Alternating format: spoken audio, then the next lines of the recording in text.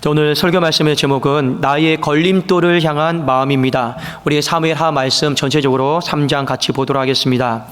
자, 본문 말씀에 보면 다윗의 인생 가운데 좀 다윗의 마음을 불편하게 하고 더 힘들게 했던 두 사람이 나오는데, 자, 걸림돌과 같은 좀 두 사람이 좀 등장을 합니다. 한 사람은 사울의 집안에 속해 있는 이 아브넬이고, 또 한 사람은 다윗의 나라에 속해 있는 요압이다라고 하는 장군이었습니다. 자, 이 두 사람의 공통점이 있어요. 당시 이 당대의 최고의 실력자였고 권력자였고, 동시에 다윗의 관점에서 바라봤을 때는 큰 걸림돌이 되었습니다. 이 두 사람의 이제 공통점이죠. 여러분, 걸림돌이다라고 하는 것 국어 사전에 보면 길을 걸어갈 때 걸려서 방해하는 것, 이게 바로 이제 걸림돌입니다. 자, 이것이 사람과의 관계 속에 적용되면 이렇게 좀 적용이 될 수 있을 것 같습니다.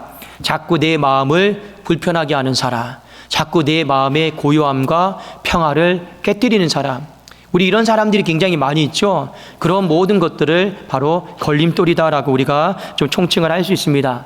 우리는 또 이 걸림돌을 향해서 알게 모르게 입술로 범죄하고 또 판단하고 정죄하고, 우리는 나를 힘들게 하고 불편하게 하는 그 사람 때문에 감정 소모가 또 크기도 하고, 또 내색은 하지 않지만 괜히 속에서 열불이 나기도 하고 화가 나기도 하는 것이 사람의 마음인 것 같습니다. 자, 오늘 말씀해 보면 분명히 다윗의 인생에 두 명의 걸림돌이 있었어요.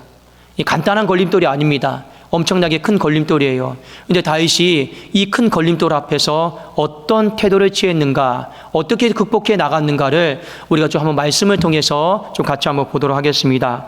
자, 먼저 요압이다라고 하는 사람을 우리가 좀 보도록 하겠는데, 요압은 다윗 편이에요. 이 다윗 편입니다. 이 다윗의 나라에 속한 실력자였는데, 이 사람은 잠재적인 걸림돌이에요.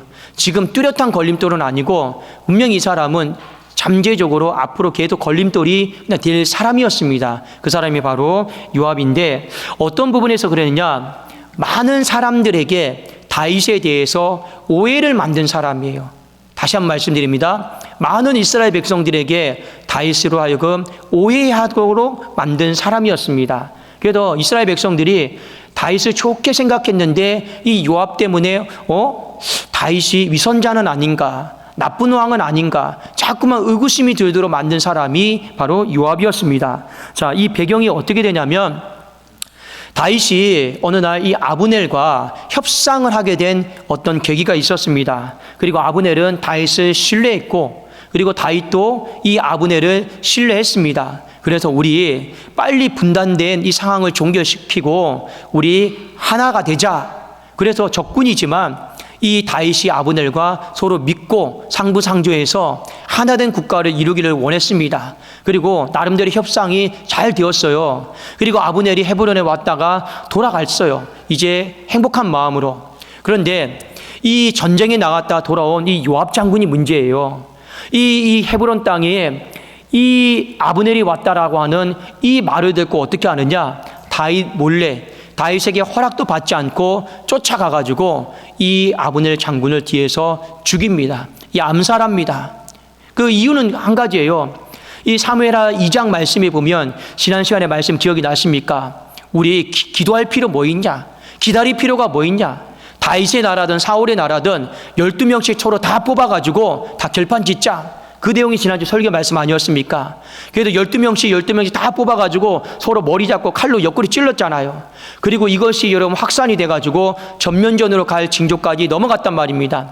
여기에서 한 사람이 분개한 사람이 있어요.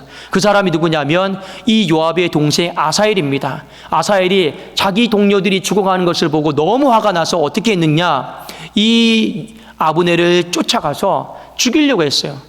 이 아브넬이여, 너 쫓아오지 마라. 이 아직도 젊은데 내 너에게 피 묻히고 싶지 않다. 그런데 이 젊은 혈기에 계속 쫓아가요. 계속 쫓아갑니다. 그래도 결국에 아브넬이 어떻게 합니까? 결국에 창으로 찔러 죽여요. 그리고 이 사건에 있어서 이 요압이 분노하고 분개해서 이를 갑니다. 복수의 때를 기다리고 있어요. 근데 아니나 다를까, 이 다윗이 아브넬과 협상했다고 하니 이 요압이 분개해서 다윗의 허락을 받지 않고 이 아브넬을 쫓아가서 죽인 거예요. 근데 이게 문제예요. 왜 문제가 됐느냐? 백성들은 다 알아요. 협상이 순조롭게 잘 된 거. 그래도 1인차 이제 우리나라가 통일국가로 되겠구나 이렇게 생각을 했는데 지금 뒤에서 뭐 한 겁니까? 우리 말로 말하면, 세상 말로 말하면 뒤통수를 친 거예요. 그러면 사람들이 어떻게 생각하겠습니까? 다윗 좋게 봤는데 앞에서는 손 내밀고 화해하는 척하고 뒤에서는 뭐 하는 거예요? 사람 뒤통수를 치는 거예요. 이거 굉장히 이선적인 왕이구나. 이 정도만 여러분 생각했겠습니까? 여러분, 사울이 죽고 난 뒤에 지금 아직도 통일된 나라를 이루지 못했어요. 몇 년이 걸린 겁니까? 7년 6개월의 시간이 걸렸습니다. 사람들이 뭐라고 생각하겠습니까? 그럼 그렇지, 하나님께서 정말로 웬만하면 이 다윗을 왕으로 삼을 건데 뭔가 마음에 문제가 있으니까, 뭔가 마음에 잘못된 것이 있으니까 7년 6개월 동안 왕이 안 세워지는 거야. 사람들이 여기까지 생각을 하는 거예요. 그러니 다윗의 마음이 이제 겨우 하나 되게 만들고 화합되게 만들려고 했는데 이 요압이다라고 하는 사람이 잘못 행동함으로 말미암아 여러분 위선적인 사람이 되고 마치 왕으로서 자격이 없는 이런 사람으로 내몰리게 된 것입니다. 그래서 다윗이 당장의 요압을 불러다가 크게 호되게 꾸짖고 싶었어요. 그런데 오늘 말씀에 보면 그렇게 할 수가 없었어요. 왜 없었느냐? 자, 우리 사무엘하 3장 39절을 같이 한번 우리 읽도록 하겠습니다.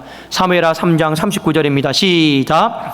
내가 기름 부음을 받은 왕이 되었으나 오늘 약하여서 수르야의 아들인 이 사람들을 제어하기가 너무 어려우니 여호와는 악행한 자에게 그 악한 대로 갚으실지로다 하니라. 다윗은 비록 기름 부음을 받아서 왕이 되었지만 힘이 없다라는 거예요. 힘이 없는 왕이에요. 실질적으로 누가 힘을 갖고 있습니까? 이 수르야의 아들 요압이 힘을 갖고 있는 거예요. 자, 여러분, 다윗이 광야 생활 동안 300명이 되는 많은 사람들을 만났습니다. 다윗을 따른다고 10년의 시간이 흘렀어요. 10년의 시간이 흐르면서 누가 힘을 키운 거예요? 이 요압이다라고 하는 사람이 다윗보다 솔직히 지금 힘이 더 세진 거예요. 근데 세질 수밖에 없어요. 이 사람이 목숨 걸고 전쟁에 나갔거든요. 목숨 걸고 다윗의 일을 도왔거든요. 그러니 이상하게 다윗보다 이 수르야의 아들 요압을 더 많이 따르는 거예요. 근데 문제는 뭡니까? 오늘 여기 말씀에 나와 있죠. 제어가 안 된다라는 거예요. 제어가 안 되는 거예요. 통제가 안 되는 거예요. 뭔가 어떤 일이 있으면 그래도 최소한 다윗과 상의하고 좀 물어보고 내가 이래도 되겠습니까 하고 하면 되는데 자기 생각대로 하는 거예요. 여러분, 교회도 그렇고요, 가정도 그렇고 직장도 그렇고 필요한 사람이 있습니다. 근데 열심히 하는 사람이 있어요. 근데 여러분, 이런 사람이 되십시오. 필요한데 열심은 있는데 내 생각대로 하려고 하지 마시라라는 거예요. 필요한데 열심도 있는데 우리는 어떻게 해야 됩니까? 물어보고 이렇게 해도 되겠습니까? 좀 서로 상의하고 의견도 좀 나누고 이러면 여러분 일이 확산이 안 되잖아요. 그런데 열심은 내는데 자기 마음대로 하는 사람, 통제받지 않고, 근데 그 이들이요, 그 공동체를, 교회를, 나라를, 직장을요 어렵게 힘들게 하는 사람들이 꼭 어디를 가든지요 한 사람씩은 다 있습니다. 근데 다윗이 그러죠. 내가 통제가 안 됩니다. 제어가 안 됩니다. 그들의 힘은 너무 커졌고 나는 약합니다. 그래도 어떻게 합니까? 다윗이 오늘 말씀해 보니까 하나님 앞에 맡겨요. 어떻게 맡기느냐? 오늘 마지막 절에 말씀이 있죠. 여호와는 악행한 자에게 그 악한 대로 갚으실지로다. 하나님 정리해 주세요. 하나님 손에 맡깁니다. 하나님 정리해 주세요 하고요, 여기서 딱 손을 떼버립니다. 딱 여기서 떼버려요. 바로 우리가 걸림돌을 향한 마음이 있습니다. 첫 번째, 여러분이 어떻게 더 피를 묻히고 더 악하게 하려고 하지 마시라라는 거예요. 여러분들이 어떻게 해결할 수 없는 문제에 대해서 더 손대지 마시라라는 거예요. 우리에게는 든든한 버팀목이 있습니다. 그 버팀목이 누굽니까? 바로 살아계신 하나님이에요.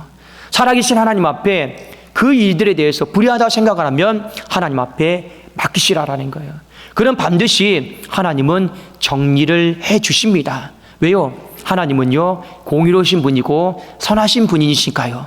걸림돌을 향한 가장 첫 번째 마음, 하나님이 정리해 주실 것을 믿습니다 하고 거기서 딱 손 떼시면 되는 거예요. 두 번째, 자, 두 번째 다윗의 나라의 걸림돌이 누구냐? 이 현재적인 걸림돌이에요. 바로 사울의 집안의 실력자인 아브넬입니다. 자, 이 사람 때문에 이스라엘의 나머지 10지파가요 다윗에게 가고 싶은데 못 가는 거예요.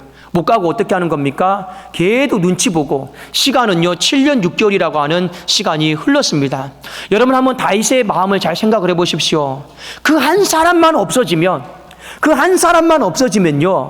빨리 이스라엘 나라가 빨리 통합이 되고 하나가 되고 강성해질 텐데, 근데 그 한 사람이 버티고 있는 거예요. 한 사람만 없으면 되는 거예요. 그럼 우리 같으면 어떻게 하겠습니까? 그 한 사람 때문에 너무 힘들죠. 그 한 사람 때문에 너무 마음이 어렵죠. 어떻게 되니까 한 사람을 빨리 정리해버리고 싶은 그런 마음들도 다 있을 것입니다. 근데 오늘 다윗의 마음을 보니까 다윗은 그런 마음이 없어요. 내가 그 사람 빨리 정리시켜야겠다. 내가 그 사람에게 어떻게든 간에 죽여야겠다. 이런 마음도 없고요. 그냥 다윗은 그저 하나님 손에 다 맡겼습니다. 어느 날 이 아브넬이요 다윗에게 찾아와요. 우리 협상합시다. 무슨 협상요? 이 사울의 나라를 내가 다 다윗에게 넘기겠습니다. 나름대로 협상을 해요. 대신 나에게 한 자리만 좀 주시면 좋겠습니다. 이때 다윗이 이 아브넬을 대한 태도가 있어요. 어떻게 대했느냐?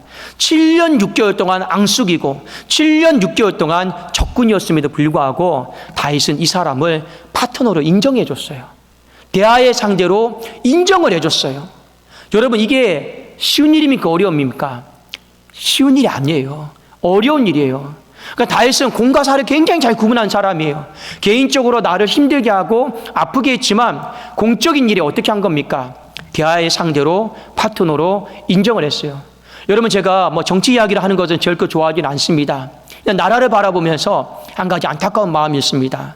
우리 나라를 바라보면서 서로가 서로를 인정을 안 해요. 어떻게 해요? 대화의 상대로 파트너로 인정을 안 합니다. 그러니까 어떻게 됩니까? 계속 질이 멸렬하게 싸우는 거죠. 최소한 공적인 부분에 있어서는 이거는 당신들의 나라가 아니잖아요. 여당의 나라도 아니고 야당의 나라도 아니잖아요. 누구의 나라입니까? 백성들의 나라잖아요. 그러면 여러분 이거는요 공적 영역이에요. 그러면 서로 어떤 마음을 가져야 됩니까? 여러분 서로 대화하려고 하는 파트너로는 인정을 해야죠. 다윗의 마음에는 최소한 그런 마음은 있었어요. 내가 사적으로는 내 개인적으로는 불편한 사람이고 힘든 사람이어도 공적인 부분에 있어서는 대화의 상대로 파트너로 인정을 한 거예요. 자, 그러니까 아브넬이 협상하러 온 거죠. 그렇지 않겠습니까? 그런데 오늘 더 놀라운 것은 이 아브넬이 이 헤브론 땅에도 죽었을 때 다윗이 장례를 잘 치러줍니다. 근데 이 장례를 여러분 치러줄 때 두 가지로 생각을 할 수가 있어요. 한 가지는 뭐냐? 이 본인의 부하가 저지른 죄니 어쩔 수 없이 형식적으로 장례를 치러줄 수도 있어요. 그런데 오늘 다윗은 보면 어쩔 수 없이 형식적으로 위기를 모면하기 위해서 장례를 치른 것 같지는 않아요. 정말 이 사람의 죽음에 대해서 아파하고 슬퍼하고 애가를 부르면서 노래했다라는 것, 슬픈 노래를 불렀다라는 겁니다. 왜요? 결론적으로 말씀을 드리면 7년 6개월 시간 동안 칼을 갈고 있지 않았던 거예요. 7년 6개월 동안 악을 악으로 갚으려고 그 마음에 악을 심어놓지를 않았다라는 거예요. 7년 6개월 동안 뭐 한 거예요? 그 마음은 비워놓은 거예요. 그러니까 여러분 그 장례식장에 가서 그 사람의 죽음 앞에서 진정으로 애도하고 슬퍼하는 것이 나온 거예요. 제가 한번 읽어드리겠습니다. 사무엘하 3장 32, 33, 34절입니다. 제가 읽겠습니다. 아브넬을 헤브론에 장사하고 아브넬의 무덤에서 왕이 소리를 높여 울고 백성도 다 우니라. 왕이 아브넬을 위하여 애가를 지어 이르되 아브넬의 죽음이 어찌하여 미련한 자의 죽음 같은고 네 손이 결박되지 아니하였고 내 발이 착고히 채이지 아니하였거늘 불의한 자식의 앞에 엎드림같이 네가 엎드려졌도다 하며 온 백성이 다시 그를 슬퍼하여 우니라. 이렇게 되어 있죠. 그런데 뒤에 내용에 보면 뭐라고 되어 있냐? 이 해가 질 무렵쯤에 장례를 하루 종일 치렀던 것 같습니다. 해가 질 무렵쯤에 백성들이 왕이여 좀 드시고 하시라고, 물이라도 떡이라도 드시고 하시라고 했거든요. 근데 다윗이 뭐라고 얘기하느냐? 내가 해가 지기 전에는, 정말로 이 어두워지기 전에는 내가 내 입에 아무것도 되지 않겠다. 내가 내 입에 물 한 모금이라도 되면 하나님께서 내게 벌을 내리기를 원한다. 이 말을 딱 해요. 이 말을 딱 보고 백성들이 비로소 오해를 다 풀어요. 어떻게 오해를 푸느냐? 아, 다윗이 뒤에서 죽인 게 아니구나. 다윗이 정말 저 한 사람을 적으로 보고 저 한 사람을 악으로 대하고 지금 이 장례가 형식적으로 그냥 갖춰서 예배를 드리는 게 아니구나. 지금 정말 저 사람을 아파해주고 같이 울어주고 있구나. 백성들이요, 오히려 다 풀고요, 이렇게 딱 정리가 됩니다. 그러니까 다윗은요, 이 걸림돌을 향해서 공적으로도 파트너로 인정을 해주려고 했고, 사적으로도 뭐 한 겁니까? 내 안에 7년 6개월 동안 악을 심어놓지를 않았다라는 거예요. 여러분, 사람이 악을 심어놓으면 절대 다른 사람을 향해서 진심으로 슬퍼하는 게 안 됩니다. 그 백성들이 바보예요? 사람들이 바보예요? 딱 보면 알잖아요. 진심으로 아파해 주는지 진심으로 슬퍼하는지 그 사람들이 모르겠습니까? 바보 아니잖아요. 악을 안 심어놔서 그런 거예요. 자, 이 모습이 로마서 12장에 보면 그대로 나와 있는데 다윗이 이렇게 살았기 때문에 그래요. 제가 한번 읽어드리겠습니다. 로마서 12장 17절 18절입니다. 아무에게도 악을 악으로 갚지 말고 모든 사람 앞에서 선한 일을 도모하라. 악을 여러분의 마음속에 심지 말라라고 하는 거예요. 걸림돌을 향해서도 악을 심지 마십시오. 할 수 있거든 너희로서는 모든 사람과 더불어 화목하라. 할 수만 있다라면 나에게 잘해주는 사람도 화목해야 되고 나를 불편하게 하는 사람도 할 수만 있다라면 어떻게 하라고요? 화목해라. 왜요? 제가 뒤에 말씀을 드리겠습니다. 근데 우리가 해야 될 것은 할 수만 있다라면 나에게 걸림돌이 되든 디딤돌이 되든 그 사람은 상관없이 화목하려고 애를 써야 된다는 거예요. 그래도 우리에게 요청하는 말씀이 20절, 21절의 말씀입니다. 우리 같이 한번 읽어보실까요? 자, 20절, 21절입니다. 시작. 내 원수가 줄이거든 먹이고 목마르거든 마시게 하라. 그리함으로 네가 숯불을 그 머리에 쌓아 놓으리라. 악에게 지지 말고 선으로 악을 이기라. 원수가 배고파해요. 먹을 것을 갖다 주라는 거예요. 목말라해요. 목말라서 죽어라. 이게 아니고 마실 것을 주라라는 거죠.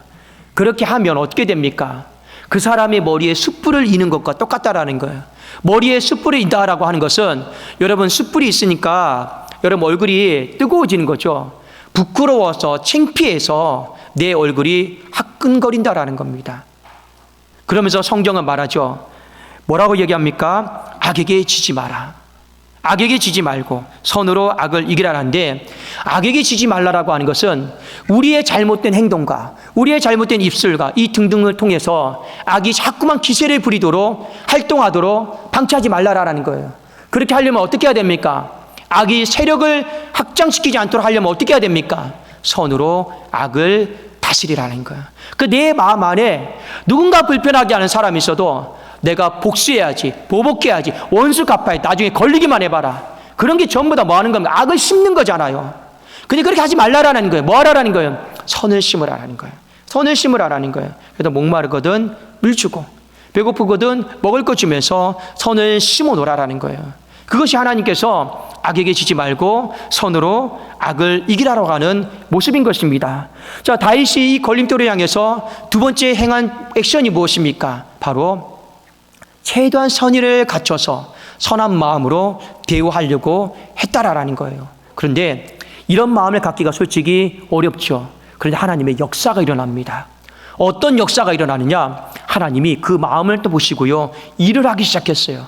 어떤 일을 했느냐? 그 걸림돌을요, 디딤돌로 바꾸기 시작하셨습니다. 자, 여러분 어디를 보냐면 사무엘하 3장 17절 18절이에요. 어떻게 보면 지금 7년 6개월의 시간 동안 가장 이스라엘의 통합의 걸림돌이 되는 건 아브넬입니다. 아브넬이에요. 네, 아브넬이 밥을 잘못 잡수셨는지 약을 잘못 먹었는지 갑자기 엉뚱한 행동을 합니다. 어떤 엉뚱한 행동을 하느냐? 이스라엘의 여러분 이 모든 장로들을 불러 모아서 너희들 내 눈치 보지 마라. 내 눈치 안 봐도 된다. 우리 다윗에게 다 돌아가자. 우리 다윗에게 다 돌아가서 하나님이 말씀도 거기 있고 하니 우리 다윗 섬기자. 사울의 나라는 더 이상 소망이 없으니 묻지도 말고 따지도 말고 다윗의 집으로 다 돌아가자고 누가 얘기해요? 이 가장 큰 걸림돌이 되었던 아브넬이 그런 이야기를 합니다. 왜 그런 이야기를 하는지 제가 뒤에 말씀을 드릴게요. 우선 말씀 한번 보겠습니다. 17절 18절입니다. 제가 읽어드릴게요. 아브넬이 이스라엘 장로들에게 말하 이르되 너희가 여러 번 다윗을 너희의 임금으로 세우기를 구하였으니 이제 그대로 하라. 여호와께서 이미 다윗에 대하여 말씀하시기를 내가 내 종 다윗의 손으로 내 백성 이스라엘을 구원하여 블레셋 사람의 손과 모든 대적의 손에서 벗어나게 하리라 하셨음이라 하고, 지금 다윗이 이 아브넬을 보십시오. 다윗의 나라를 좀 다 돌아가자, 그대로 하고 싶은 일 하자고 하잖아요. 자, 이렇게 하게 된 원인이 있습니다. 자, 오늘 사무엘하 3장에 보면 사울의 집안 속에서 실질적인 권력자가 있어요. 그게 아브넬이죠. 그리고 호수아비 왕 이스보셋을 세워놨습니다. 세워놨는데 사람이 권력이 세지다 보니까 도가 지나쳐요. 선을 넘으려고 그래요. 그래도 어느 날 이런 일이 벌어졌습니다. 이 아브넬이 이 죽은 사울의 철을요 아내로 삼아요.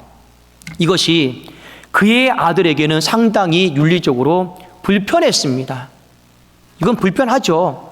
그리고 이것이 그 당시에 고대 근동지방의 문화는 뭡니까? 아버지 왕의 철을 취하는 건 곧 내가 왕권을 뺏어가겠다라고 하는 그런 시그널이었거든요. 그런 신호였거든요. 그러니 이스보셋이 아무리 내가 호수아비 왕이어도 내 가족에게 이렇게 모욕을 줄 수 있나?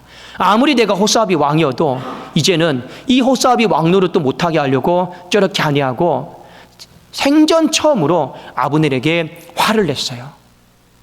왜 그렇게 했냐고. 생전 처음으로. 그러니까 아브넬이요 뭐라고 얘기하냐면 이 사람 미쳤나?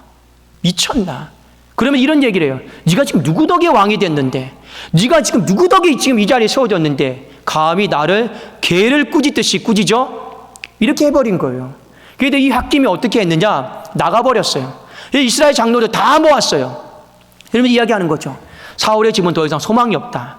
전부 다 우리가 다윗의 나라로 가야지, 다윗의 집으로 가야지 다 산다 해가지고요 오늘 이 사건이 벌어진 거예요. 여러분, 겉으로 봤을 때는 한 개인의 그런 감정으로 인해서 이렇게 한 것 같습니다. 그러나 우리는 절대 그렇게 보지 않습니다. 하나님이 개입하셔서, 하나님이 역사하셔서 뭐라는 거예요? 가장 인생 가운데 큰 걸림돌을 가장 큰 디딤돌로 하나님이 바꾸신 거예요. 왜 그렇게 하셨습니까? 하나님이 갑자기 그렇게 하셨습니까? 아니죠. 다윗을 보신 거예요. 다윗의 좋은 마음을 보신 거예요.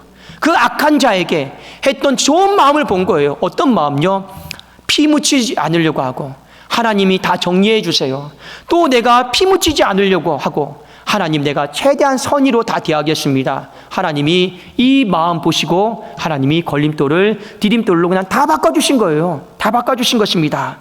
사랑하는 여러분, 인생이다라고 하는 건 관계입니다. 관계. 수직적으로는 하나님 앞에 관계예요.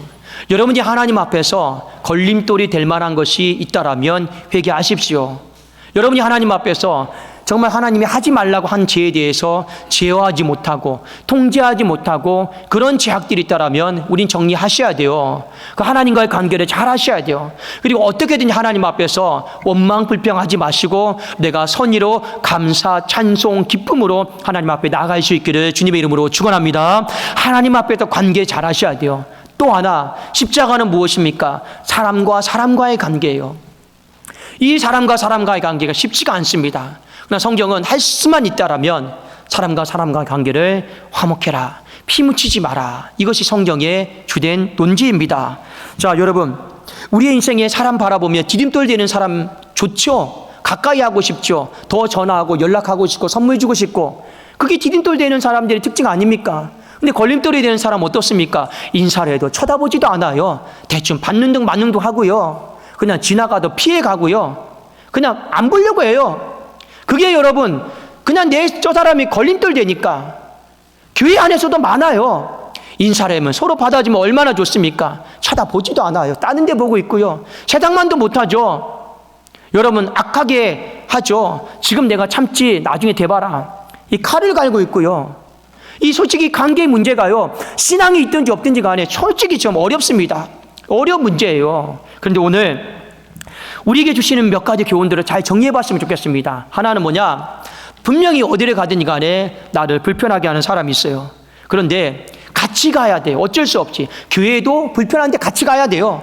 부서도 같이 가야 되고, 전도회도 같이 가야 되고요. 구역도 같이 가야 되고요. 직장도 마찬가지입니다. 어쩔 수 없이 같이 가야 되는 곳이 있어요. 근데 나를 굉장히 불편하게 걸림돌이 돼요. 근데 내 힘과 능력으로 어떻게 할 수가 없어요. 근데 같이 가야 돼요. 이게 여러분 아이러니한 상황들이죠. 나올 수도 없고 떠날 수도 없고. 그때 여러분들 입술에 피 묻히지 말라라는 겁니다. 감정에 피를 묻히지 말라라는 거예요. 행동에 피를 묻히지 말라라는 거예요. 여러분 험담하면서 이리저리 떠벌리고 다니면서 피를 묻히지 마시라라는 거예요. 그런 경우가 있다면 어떻게 하시라고요? 다윗처럼 하나님 정리해 주세요. 나는 힘이 없습니다. 그러면 하나님이 두 가지 답을 주겠죠. 만약 그 일에 대해서 내가 잘못한 것이라면 하나님이 내 생각을 바꿔주시든가, 아니면 저 사람이 100% 잘못한 것이라면 하나님이 정리해 주십니다. 이거는요 반드시 그렇게 하시는 거예요. 그래도 여러분의 인생 가운데 하나님이 정리해 주실 것을 믿고 피를 묻히지 않기를 주님의 이름으로 축원합니다. 자, 두 번째, 또 내 걸림돌을 향해, 그럼 하나님이 정리해 주실 때까지 나는 뭐 하느냐? 최대한 선의로 대하는 거예요. 공과 사를 잘 구분하세요. 공적인 일에 대해서 사적인 감정 여러분 개입시키지 말고 파트너로 인정해 주시라는 거예요. 대화가 안 되면 7년 6개월에 끝나지 않습니다. 대화가 안 되면 10년, 20년, 30년 가는 거예요. 가정도 마찬가지입니다. 파트너로 인정해 주시라는 거예요. 그리고 여러분 사적인 마음도 어떤 마음입니까? 아까 제가 말씀드렸잖아요. 단순히 다윗이 아브넬의 장례를 형식적으로 치러주는 게 아니에요. 마음을 다해서 개인 아파하는 마음으로 치러주고 있거든요. 근데 누가 알아요? 백성들이 보고 이런 말을 합니다. 야, 다윗이 입선자가 아니구나.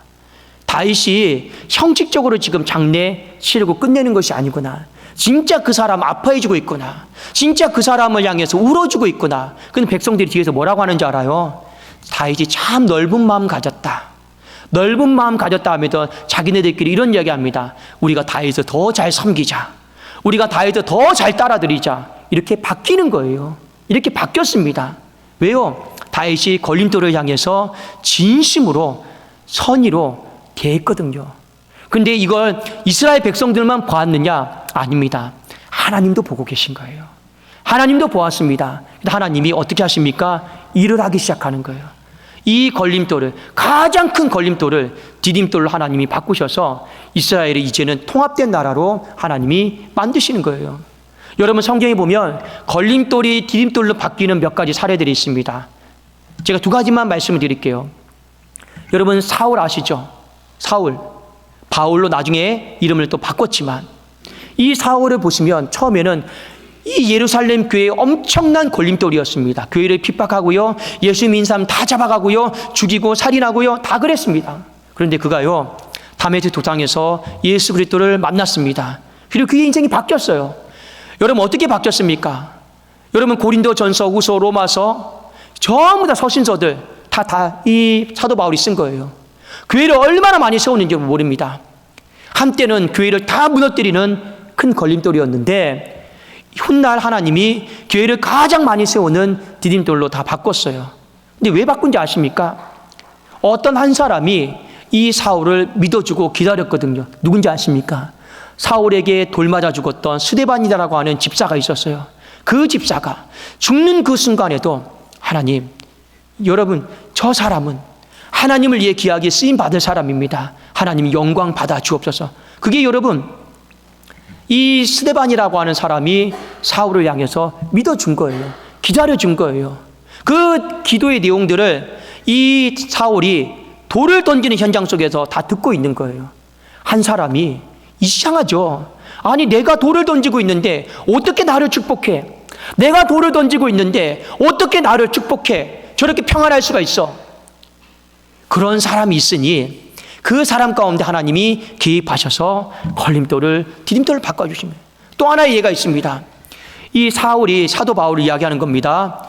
정말 하나님 앞에 뜨거운 가슴을 갖고 이 바나바와 1차 전도 여행, 선교 여행을 떠난 적이 있습니다. 그때 한 사람을 데리고 갔습니다. 이 마가 요한이다라고 하는 사람을 데리고 갔거든요. 근데 이 마가 요한이 선교가 너무 힘드니까 중간에 도망쳐버려요. 때려치고 도망쳐버려요. 그러니 이 마가 요한 때문에 이 바울의 선교가 굉장히 많이 걸려버렸어요. 차질이 있게 되었습니다. 그런데 2차 전도 여행이 시작이 됐어요. 바나바가요 한 번만 더 기회 주자고 합니다. 데려가자고 합니다. 이 바울이 끝끝내 반대를 해요. 걸림돌이다. 이 사람 우리의 선교의 디딤돌 아니다. 바나바는 아니다. 바뀌었다. 디딤돌이 될 거다. 이 바울은 아니다. 보지 않았냐고. 아예 처음부터 안 데려가는 게 낫지. 중간에 또 도망치면 힘들다고. 더 힘들 텐데 도망치면 우리의 선교는 너무 크게 걸려서 힘들다. 안 데리고 갔어요. 이대로 헤어졌습니다. 헤어졌어요. 훗날 이 바울이 죽기 직전에 마가를 데리고 오라고 그래요. 어떻게 데리고 오라느냐? 자, 제가 한번 읽어드릴게요. 디모데후서 4장 11절입니다. 누가만 나와 함께 있느니라. 네가 올 때 마가를 데리고 오라. 그가 나의 일에 뭐하다고요? 유익하니라. 이 유익하다라는 게 디딤돌을 이야기하는 거예요. 자, 바울이 아까 로마서 말씀에도 그랬죠. 할 수만 있거든 모든 사람과 더불어 화목하라고 했습니다. 비록 그 순간은 그렇게 헤어졌지만, 데리고 가진 않았지만 그의 마음속에 마가를 향해서 악을 심고 있지는 않았던 거예요. 선한 마음을 가지고 있었던 거예요. 그러니 마가 요한이, 여러분 마가 요한이 마가복음 쓴 사람입니다. 도망친 사람이요. 마가복음을 얼마나 잘 썼습니까? 하나님이 이렇게 바꾸시더라라는 거예요. 왜요? 왜요? 다윗과 같은 마음을 가지고 있으니까. 다윗과 같은 마음을 갖고 있으니까요. 그래서 제가 아까 우리 성도님께 말씀드렸죠. 할 수 있거든 가능하면 모든 사람과 더불어 화목하라고 했습니다. 그 걸림돌이 나중에 내 인생에 큰 디딤돌이 될지는 아무도 모르는 거예요. 여러분들이 지금 믿고 있는 이 디딤돌이 꼭 평생 여러분 디딤돌이 되는 보장도 없는 것입니다. 가장 중요한 건 뭐냐? 여러분들이, 우리가 하나님 앞에서 갖는 마음이에요. 우리가 나는 걸림돌 되는 사람은 다 쳐내고 나는 디딤돌 되는 사람은 늘 가까이 하고, 여러분 인생을 그렇게 근시한 쪽으로 보시면 안 돼요. 걸림돌이든 디딤돌이든 우리가 가져야 될 마음이 어떤 마음입니까? 다윗과 같은 마음인 거예요. 다윗과 같은 그런 마음을 갖고 있으면 반드시 하나님이 개입하시고 역사하셔서 뭐 하시는 거예요? 가장 큰 걸림돌을 가장 큰 디딤돌로 바꾸신다. 이것이 바로 하나님의 약속인 것이죠. 저나 여러분이 오늘 이 말씀을 통해서 수직적으로 하나님과의 그 관계 앞에서 다시 한번 걸림돌이 될 만한 것이 있다라면 하나님 디딤돌이 되는 사람이 되게 하여 주시옵소서. 여러분 수평적으로 사람과의 관계 속에 있다라면 그래도 하나님 이 걸림돌이 기도함으로 하나님의 역사하심으로 말미암아 디딤돌로 바뀌어지게 하여 주시옵소서. 이 은혜가 저와 여러분에게 있기를 주님의 이름으로 축원합니다. 자, 우리 기도하겠습니다. 살아계신